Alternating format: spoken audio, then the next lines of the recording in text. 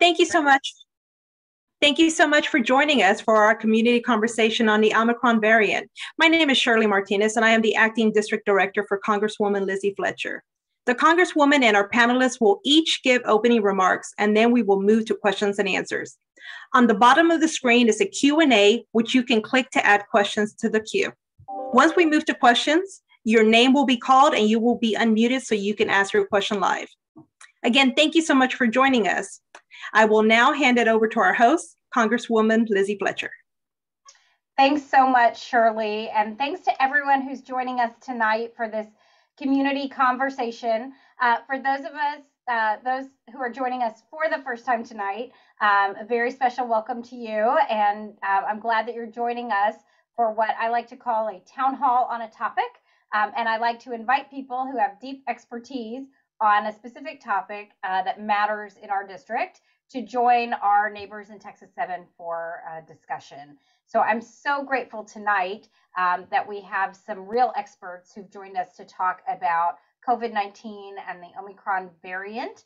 That has been a topic we've heard from a lot of people about over the last few weeks especially. And so we have with us on the screen tonight, we have Dr. David Persse, the Chief Medical Officer for the City of Houston, who has been with us in these conversations since our very first one in March of 2020, I think was the first time we did one of these. And Dr. Persse has been with us and leading the City of Houston through this incredible public health crisis and has just been a wonderful advocate and servant to our community here. So really glad to have you with us tonight, Dr. Persse. And then we also have Scott Jeansonne, who's the Interim Assistant Director for the COVID-19 Division for Harris County Public Health. And he's joining us for the first time in one of these conversations, but it is not his first time serving our community. He's been a longtime public health advocate and servant in our community, working with Harris County Public Health since 2009 and being a Houstonian, even though he's still a Saints fan, a Houstonian for 25 years. So as I said, the two of them are with us tonight, and hopefully Dr. Peter Hotez, who's been with us before as well, will be joining us during the conversation for his perspective as well. But since the start of the year, oh look, and there he is on the screen. So Dr. Hotez is joining us right now. Hi, they put me in the audience, not in the as a panelist. Wonderful. Well, I'm glad that we got you into the panelist booth. I was just saying that you were going to be joining us tonight for a repeat appearance on our community conversation, and we are just delighted to have you here. Yeah, I felt like I was in a parallel universe. They kind of put me on the side there. So. Well, I was just introducing you as well as Dr. Persse and Scott Jeansonne from Harris County Public Health, and just sharing with folks kind of the reason that we decided to have our community conversation this month on this topic is because so many people have called our office since the beginning of the year and over the holidays about the threat that the Omicron variant poses to our community and how we meet this challenge. We all know it is highly contagious and is quickly spread throughout Houston, bringing us to an all-time high in coronavirus cases and making it the dominant COVID-19 strain here in Texas 7, in Houston, and across the country. So we started organizing this community conversation a few weeks ago, and then as many of you know, last week I tested positive myself. That's not why we're having this discussion tonight, but it does add to my perspective in this nearly 2-year-old pandemic. So I really want to thank everyone who's reached out to me and our team over the last week or so, and I'm happy to report that I'm doing quite well. Before I turn to y'all for some opening remarks, I have kind of a question I'll pose to each of you to walk through. I just want to give a quick update on what we're doing in Congress. And as everyone knows, for nearly 2 years, Congress has worked with each administration, the Trump administration and the Biden administration, to implement a national response strategy that takes a science-based approach in combating COVID-19, addressing the impacts of the virus on our lives, on our health, and on our livelihoods and our economy. And so there have been a lot of different things that we've talked about over the last nearly 2 years that we've been doing in Congress. But one of the most recent efforts that I want to bring to your attention that's really had a lot of action in the last month or so has been the effort to expand access to testing. That's something that the city and the county have worked to do, and I'll look forward to hearing from Dr. Persse and Mr. Jeansonne about those efforts here locally. Testing really is a critical tool as we work to mitigate the spread of COVID-19. And so I just want to mention to y'all that the federal government has launched a website for all Americans to request up to 4 free at-home COVID-19 tests per household, and those will be delivered by the United States Postal Service. Having these at-home kits is really an important first line of defense, and you can order those tests online or by calling. So we will send this out after. You don't have to write it down, but if you have a pen, you can just go to covidtests.gov, or you can call 1-800-232-0233 to order your tests. And additionally, as of January 15th, private insurance plans are now required to cover the cost of at least 8 free at-home COVID-19 tests per covered individual per month.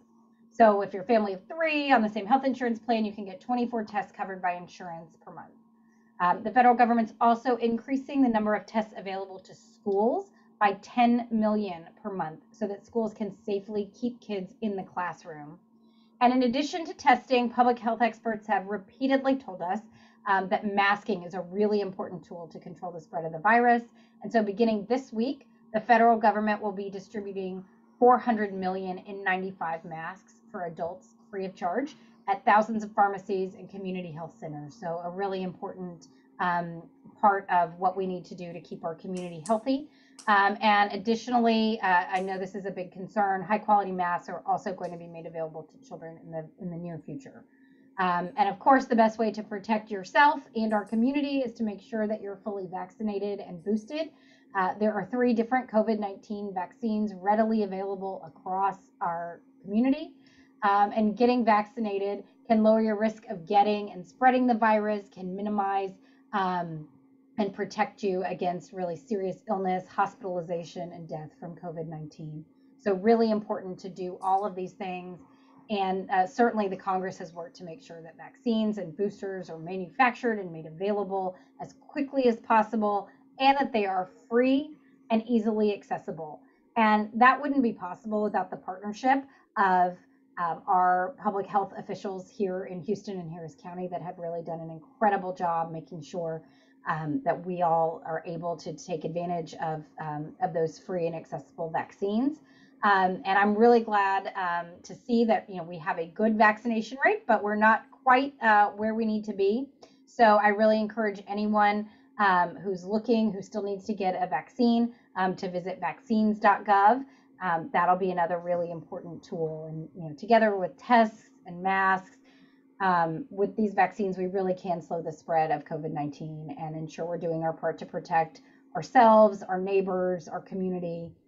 It's so important. And so with that in mind, I really want to turn to the experts who are here to have this conversation with us, to answer your questions and to answer. I'm going to pose kind of a broad question for each of you to respond to and get your perspective. And then hopefully we'll hear some other great questions from those who are participating with us tonight. But I kind of want to start the conversation by getting your thoughts on this. The World Health Organization Director General said just this week that the COVID-19 pandemic is at a critical stage and that it's dangerous for the world to assume that we are in the end game. He said the conditions are really ideal for new variants to emerge, but that the world can end the acute phase of the pandemic this year by achieving the target of vaccinating 70% of each nation's population. So we're almost there, but not quite. Improving testing and improving tracing. So I'd like to ask just each of you to share with us from your perspective kind of where we are, in Houston and Harris County, and maybe Dr. Hotez kind of globally or nationally, kind of where we are, where we're headed, where we could be headed, and how we get there. So maybe if we kind of go in that order, maybe Dr. Persse, we can start with you, and then Mr. Jeansonne, and then Dr. Hotez to go last in kind of this broad opening question, and then we'll keep going from there. But thank you all so much for being with us, and I'm really excited to hear your thoughts on where we are in this moment and the path forward. So, Dr. Persse, I'll turn it to you. Well, thank you, Congresswoman. And let me start off by thanking you and your team for having this meeting and this opportunity for us to come together and answer questions.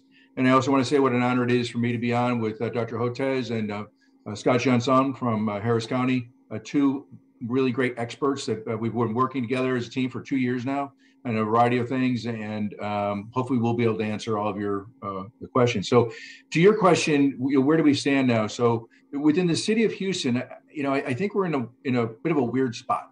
And the reason I say that is that we're getting a lot of conversation about how our numbers are improving. And the numbers are in fact improving. Positivity rates coming down, the number of new cases per day is coming down, our wastewater, and we can talk about that in more detail later if we want, is improving as well. But with the wastewater, for example, the numbers are coming down, but it's still at 300% of what it was back in July the 6th of 2020. And while the hospitalization numbers are coming down, we still, within Harris County alone today, actually yesterday, there were 1,472 COVID patients in the hospital. So the numbers are improving, but we are far from out of the woods. And my last thing, going to the WHO director's comment, I agree with that, is that this is still a dangerous time because there is the possibility for mutants and more mutations and more variants rather. And I think Dr. Hotez can speak more specifically about that. I would disagree with one thing though, and if in his comment he said we can do well by getting 70% of the population vaccinated, I think he's lowballing that. I think it's going to need to be a higher percentage, but I'll defer to Dr. Hotez as a more global view. But to short answer, of course, that's where I think we are in Houston today. Thank you. Great, thanks so much. Mr. Jeansonne, you want to go next? Sure. Again, I'd like to just, same as Dr. Persse here, thank you so much for, having me on tonight. It's really an honor, again, to be on here with Dr. Hotez and Dr. Persse. And, hopefully we can get some good information out to the community here tonight. To kind of go off of what Dr. Persse said, we are at a strange phase right here in Houston. I think a lot of people would look back to this kind of where we were at the beginning of the summer this past year, right? We had come down from the peak that we saw last year in January, February, when the vaccines were on board. And we were vaccinating people at a very high rate. And then the numbers started to drop. And everybody, I think, started to take a step back and relax and maybe loosen the tie a little bit and say, hey, we're done. Well, then Delta hit.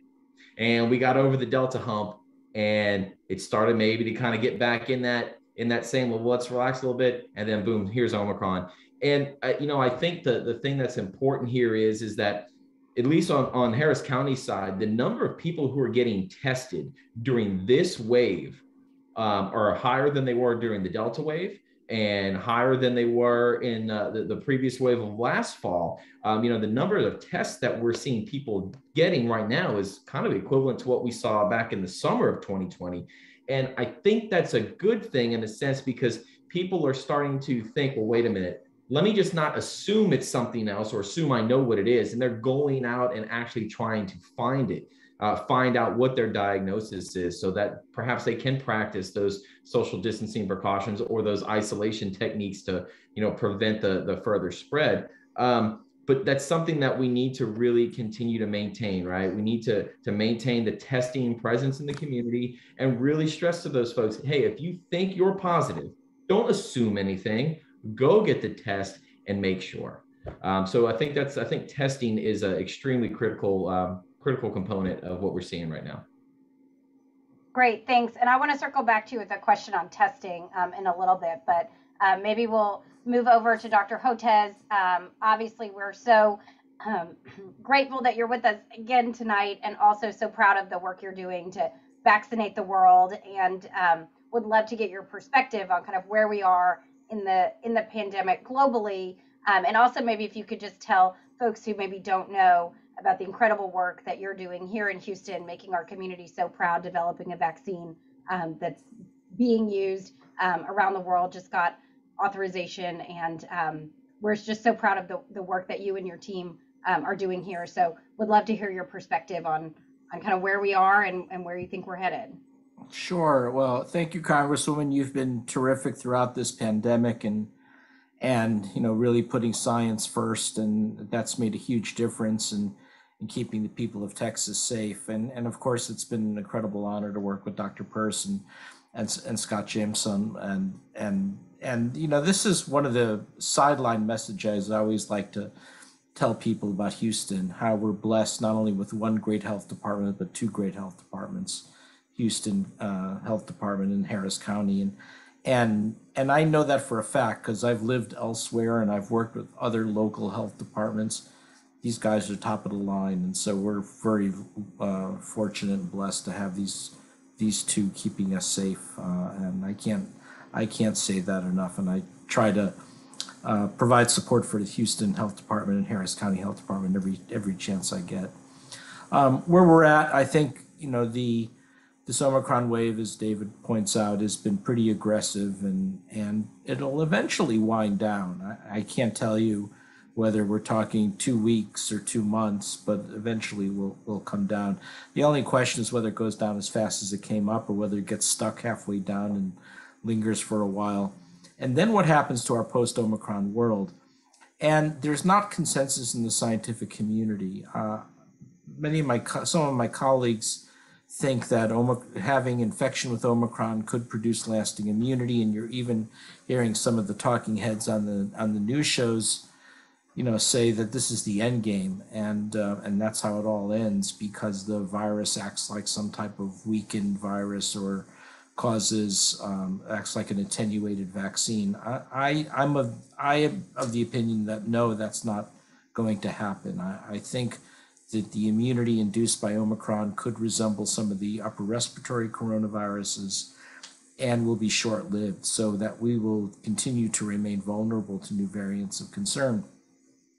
And that brings us to the global situation, especially to a place like Houston, which is such a gateway place. And you know, that's our strength, right? We have people from all over the world, and we do trade and commerce from all over the world. And that's one of the reasons Houston is a great place, but it also makes us vulnerable to all the variants of concern that come in. And, you know, when you look at how Delta rose the first part of 2021, it rose out of an unvaccinated population in India. And so Mother Nature basically said, hey, watch out for the world's low and middle income countries, because if you don't vaccinate them, I'm going to throw variants of concern your way.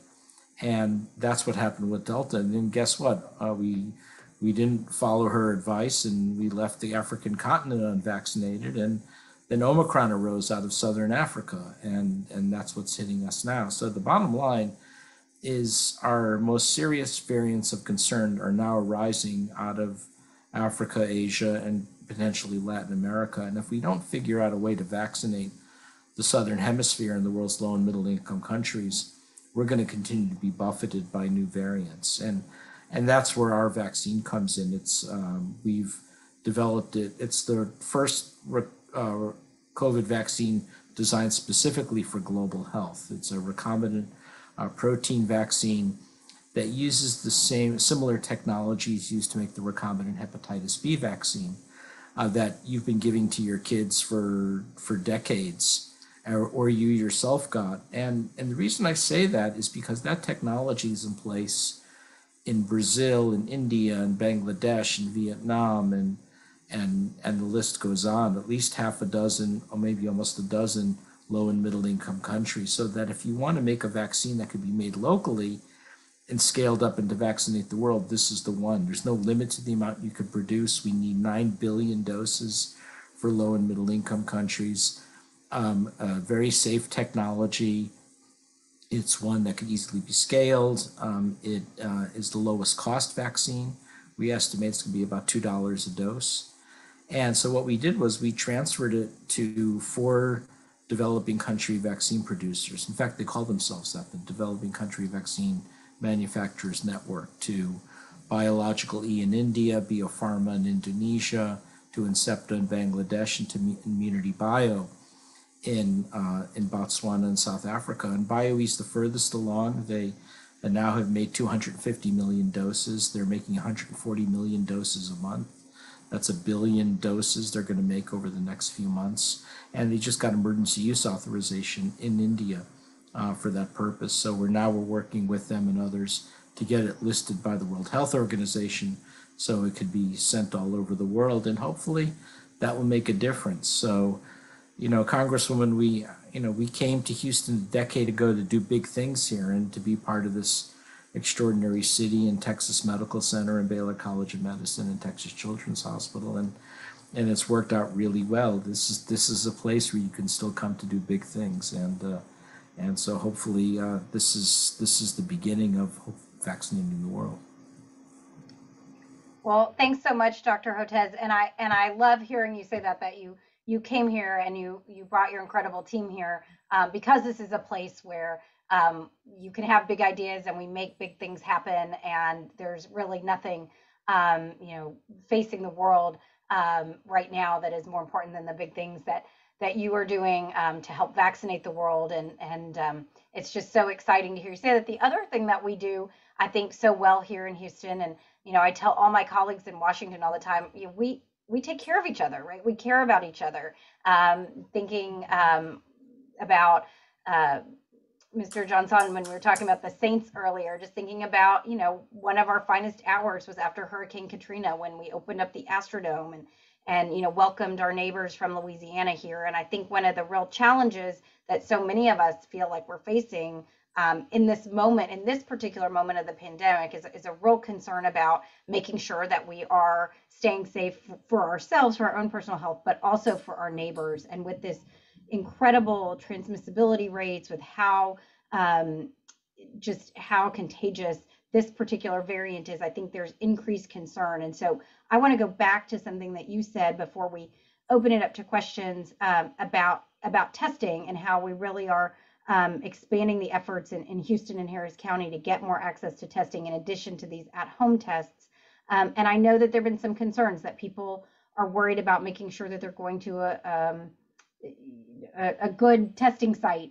And so can you share any thoughts you have on that with us to make sure that people are getting to the places they need to go and getting the information they need, and then feeling comfortable kind of going out in the world? We've had a couple of other questions about testing and quarantine and stuff like that I'm sure we'll get to tonight, but can we start with testing and why you think it's important and what people need to know here about doing that?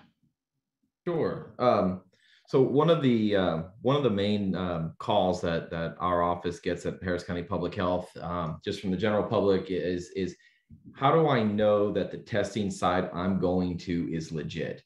So Harris County Public Health has several testing sites spread around the county, but in the very beginning, it was pretty much, Harris County Public Health, the city of Houston had theirs. There may have been, some from FEMA or the state. They were all sort of these government-run agencies that were doing the testing sites. Well, now, you can drive down almost any major street in the Houston area, gas station or just some strip center. There's this little building that's popped up, and it's got a sign that says free COVID testing. And so we get calls about those all the time.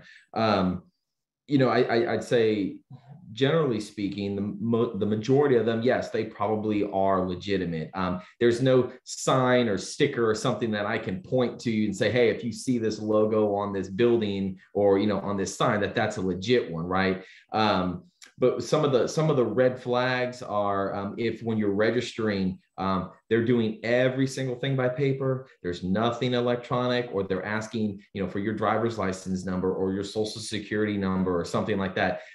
There's really no reason to be asking for any of that. And we actually had I believe Dr. Persse and I were doing an interview a couple of weeks ago, and I said the number one thing, if you see a credit or debit card machine at the testing site, you're definitely going to be in the wrong place. So on the Harris County, the Ready Harris website that we have in the app as well, we'll have all of the different testing locations listed out on the map, City, Houston, Harris County, and such. So if you're at one and you're not sure, say, well, I wonder if this is one of the county or the city sites, you can go and look on that app and it'll pop up on the map. If it's not on that map, I don't know, right? You're kind of at your own risk there. No, obviously, if you're getting tested at your physician or, a CVS or a Walgreens or something like that, then those are perfectly fine. But yeah, we do get a lot of those just random pop-up ones, and people ask us a lot of questions. So it's kind of the buyer beware or tester beware, I suppose. But if you have any questions on that, you can certainly call our hotlines, and we will certainly provide as much guidance as to locations of legitimate testing sites that we have. Great. Well, thanks for that. perspective, and I do think that those are good tips. The other thing is, we know that the city and Harris County have a partnership, and you can find more information on the website to make sure that you can find all of their sites. There is a site in Texas 7 that I visited out on Richmond, in the site of the former Dave & Buster's, if people remember where that is, out on Richmond. The parking lot there is now a COVID testing site that is sponsored by our local public health departments, and that is an important site. And there's more information on y'all's websites that I think is really helpful. I have lots of questions, but I also know that a lot of folks are starting to put questions in the Q&A box. So I think it's probably best to turn to them first. And I think Shirley is going to walk us through that and bring people on to ask their questions. Yes, I will start with a question from Cindy. Her question, relates to the new variant, and she would like some information on that. So Cindy's going to be unmuted. Great. Hi, Cindy, welcome. Thank you. I just heard on the news tonight. Can you hear me? Yes, we can hear you. Okay, good. I just heard on the news tonight that there would be a new variant coming very soon, different than all the current variants that we have out there. Can one or any of the doctors comment on this? Thanks, Cindy, for the question. Have y'all heard that? Well, I'll just say there's always new variants, right? This is what viruses do. They are plastic in their genome. And the question is going to be whether those variants turn out to be what we sometimes call variants of concern. So we've been dealing with variants since the beginning of the pandemic. Let me give you an example. Lambda, that arose out of South America and started accelerating in Brazil. But what goes in Brazil stays in Brazil. It never really took off anywhere else. And there are lots of variants like that. So I think it's important to monitor the variants. We don't do globally the level of genomic sequencing like we do here in Houston with the city health department and Houston Methodist and others. So we probably under-evaluate them, but it's the key is whether knowing one's going to really start to accelerate and displace the others, which is still a pretty rare event. She may be referring to what's called, I think, the BA2 subvariant of Omicron. So Omicron is, because it is so highly transmissible, it's mutating and there's subversions of it. Whether or not that's going to be significant, from maybe David and the others, or the others have more information, but I think it's too soon to tell whether it's anything we have to be concerned about. Yeah, Dr. Persse, do you want to weigh in on that? Yeah, no, I think Peter's exactly right. And I think it's important for the public to understand, as Dr. Hotez pointed out, these viruses we've already seen them mutate. We know about alpha and beta and delta and Omicron. What you don't know about is there's a whole bunch of other ones that have actually popped up on the radar, but they never really took off. And, we talked about Lambda, or Dr. Hotez mentioned Lambda. It never really took off. And so one of the things, in order for it to take off and become the virus to worry about, or the variant to worry about, is it needs to really spread more easily, more efficiently, more effectively than the one that's already, causing issues. And so with Omicron, I think everyone could see that it had that increased ability to spread advantage. And so right now, Omicron spreads really fast. So, I think we absolutely are going to see more variants. The question will be, are they going to be able to outcompete Omicron and, to become the next thing that we need to worry about? And then the other thing, which again with Omicron, is that, there's been this talk about how they talk about how it evades immunity from previous infections and for vaccination. It's not like it evades it. When people use those terms to sort of personify the virus, like it has an idea about what it wants to do. Let's all remember, the virus has no brain. I mean, it just does what it does. And so if it has an ability, it has a feature that it gives it an advantage, then that's what's going to happen. And we're going to have to wait and see. Now, one of the things that's important with Omicron, we kind of dodged a bullet, was Omicron spreads more quickly. So a lot more people are getting sick, and in our community all at the same time, but a smaller percentage are getting really sick. This is where the hospitalization issue comes in. And I want to remind folks that a smaller percentage of a bigger number is still a big number. And so with Omicron, it spread, and we had a lot of people get infected all at once. Fewer of them got infected, but we filled up our hospitals all over again. So whatever occurs next, it's two characteristics I watch. How quickly does it spread in terms of, is it going to take over? And then how sick will it make people be? Because if we have another one that spreads even quicker and it makes people sick like Delta did or Alpha did, we could be in some serious trouble. Again, getting back to the point that our way out of this is to vaccinate everyone on the globe as quickly as possible. That is really helpful. And I think it goes back to part of what we were talking about with Dr. Hotez, but can you talk a little bit as a follow-up, Dr. Persse, on where we are in our community in terms of vaccination rates, and also the status at our hospitals, like as of right now, kind of where are we on those fronts here in Houston? So for the city of Houston, for people age 5 and above, so that means they're eligible to get vaccinated, we are, as of this week, we're at 64.9% vaccinated, which is not high enough. And if you look at everybody, even the ones who can't, the younger ones who can't, just the entire population, we're at just about 60%. So we really need to get those numbers up higher. And in terms of hospitalizations, the Texas Medical Center puts out a weekly report, and they're showing, I think I mentioned the Harris County data that comes from SETRAC, the Southeast Texas Regional Advisory Council, and people can go to that. It's setrac.org, I'm pretty sure, and there's an interactive web page there. You can look at 25 counties, and you can pick which county and look at which time frame you want. There's lots of information there.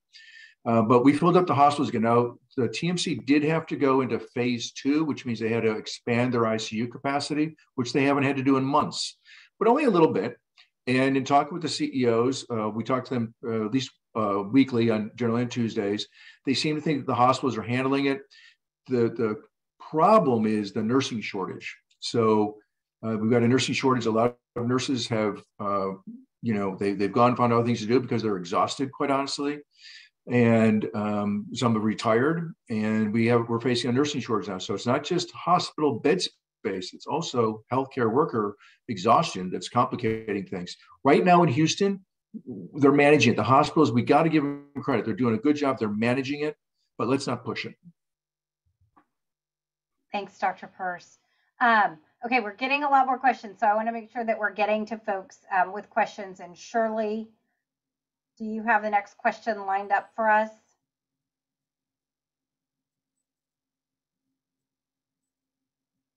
Yes. Let's see, the next question we have is from Doug F. His question is, what is the current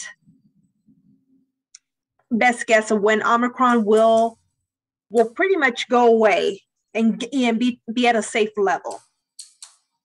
And I don't know if, is he able to, I think, is he unmuted?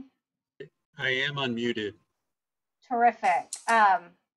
Well, so I think Shirley previewed your question, but do you want to ask your question, and if there's any?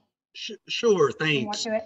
Yeah, it was, what is your current best guess, and I realize it'll just be a guess, of when Omicron will dissipate in Houston to, say, a safe level of something less than 10 cases per 100,000?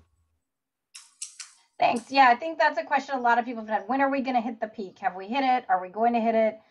Obviously knowing that it's a moving target, but does anyone want to weigh in on what we're seeing here in our community? I know, for example, Dr. Persse, that we track wastewater here. We're watching a lot of different indicators. What do we think the trajectory looks like here in our community? That's for everybody, whoever wants to go next. Well, one thing I've learned about making predictions is nothing like a pandemic virus to make you look bad. So it's always pretty dangerous. And the big question is, I think, whether it comes down as quickly as it goes up. And I don't, and you can look at what's happened in South Africa and the UK to make guesses, but that's what it is, because, first of all, the US is a huge country. It doesn't always go up and down in different parts of the country at the same rates. I mean, the hope is that it does start going down as fast as it comes up, and then by February, it's as it becomes much less of a threat. but you don't know for certain because it can come down and then get stuck, as I mentioned, halfway down, and then it plateaus for several months, and we've seen that happen before as well. So I would say best case scenario, over the coming weeks and into February, it really starts to go down, but that's a best case scenario. So I'll chime in with the wastewater, and Dr. Hotez is right. If you want to make a mistake, make a prediction. So what I will tell you is that the amount of virus in the wastewater has been a very reliable predictor about what's going to happen for the next 2 weeks to 4 weeks, depending which variant. And right now, the wastewater is showing a very precipitous drop in the amount of virus we're finding in it. So I think it's a safe bet that for the next 2 weeks, we'll continue to see this trend of fewer cases. Although this week alone, we're still at 300% of where we were on July 6, 2020, which is the peak of the first wave, and the peak of the Delta wave was at 516%. So we're just coming down below where we're at the peak of the Delta wave. We got a long ways to go to get to anything that anybody would call safe, but we are heading in the right direction. Yeah, and we have some recent data that Harris County Public Health has been collecting, and a lot of the data that we'll analyze, we'll pull data from the city of Houston as well and compile them both together. And we are starting to see a decline on what we call our 14-day rolling test positivity rate. Now, we don't put as much stock in test positivity rate currently today as we did, say, a year and a half or so ago, but it is still something that can be very indicative of trends that are happening. And we are starting to see a slight drop in that positivity rate on a 14-day rolling average. Got it. Thanks. That's helpful. I think that, these are the kinds of things that people want to know, just what to expect. And one of the things that we got a lot of questions about, we asked people to send questions before we started tonight, as well as live.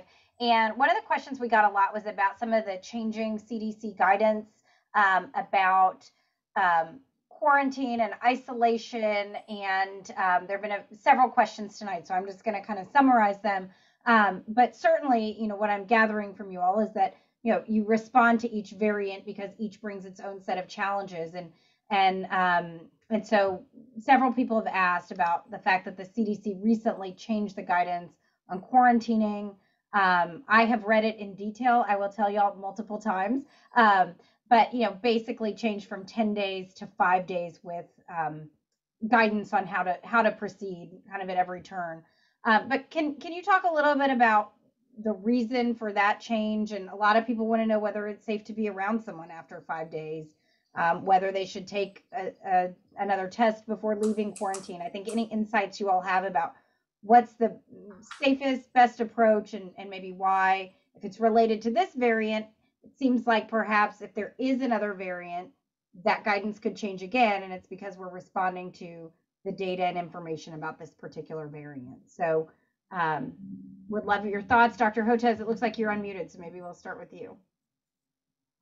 Well, the problem always is trying to get information that's specific for each variant. And there's a small study that just came out from the Japanese Institute of Infectious Disease. It came up over the weekend.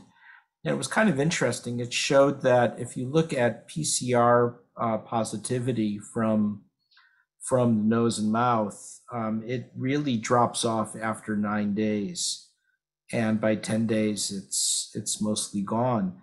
And then the question is, well, could it be shorter than that? Because PCR also measures virus genome fragments, not real virus. Well, what they did was they backed it up with actual virus culture, and it was pretty much concurrent.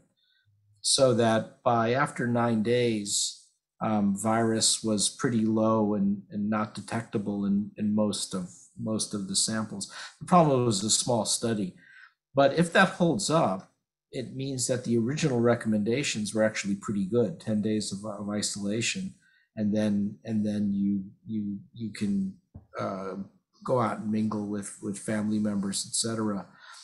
There was a study done, I forgot who was running the study, but it was done in collaboration with the NBA, where they're doing testing all the time, and that was showing a similar 10-day time frame. So it may turn out that the original recommendation wasn't so bad after all for the Omicron variant. But again, these are not huge studies, and we're going to collect more information. So I think in the meantime, I'd be curious to hear what the others have to say about the revised guidance. Dr.